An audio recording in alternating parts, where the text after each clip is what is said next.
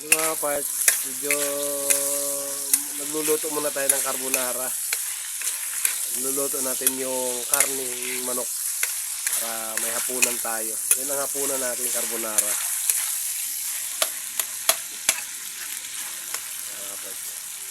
Lalagay na natin yung gatas mga kaparts para masarap siya.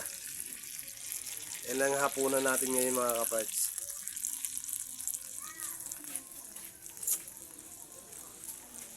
Saka yung isang Nestle cream.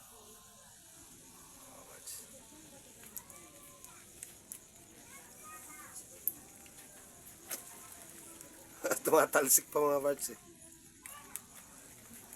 Mukhang masarap yata ito mga kaparts eh.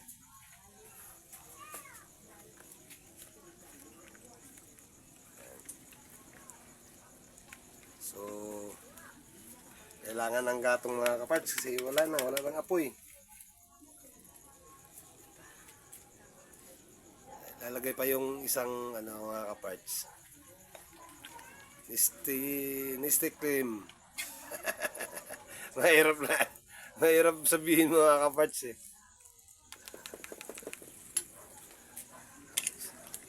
Halo-haloin natin mga kaparts. Medyo na yun.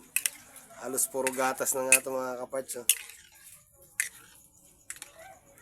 Mamaya ilalagay natin yung paminta. Sarap kasi yan pag may paminta mga kaparts. Lalo pag marami. Medyo manghang siya.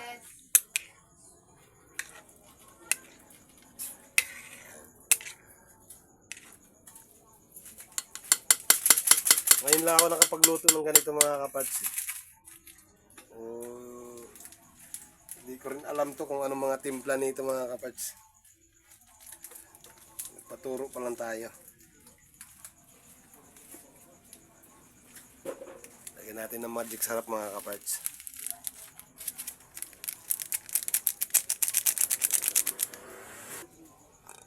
Halo-haloin na natin mga kaparts. Yung pag naluluto na siya. Pag kumukulo na to, luto na siya parts. Lalagyan na naman natin yung yung paste. Pasta pala.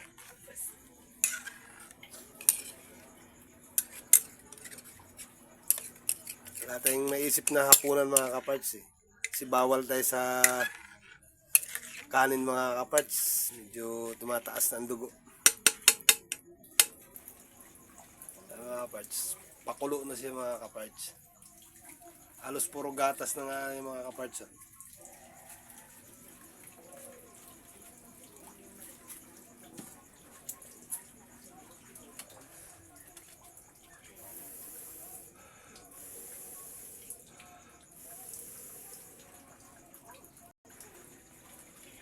Kaparts, kumukulo na.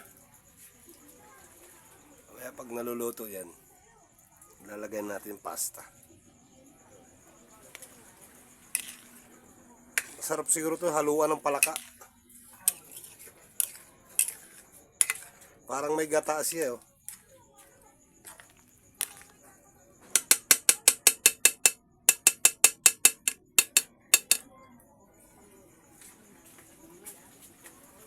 Tapos ilalagay natin yung pasta.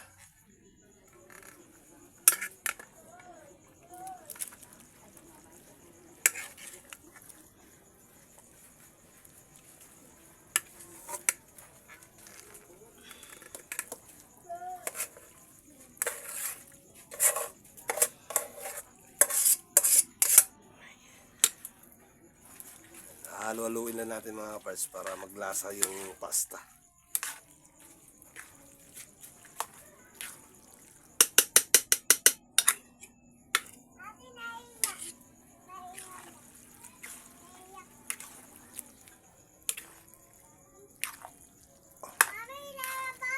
Ito yung hapunan natin mga kaparts.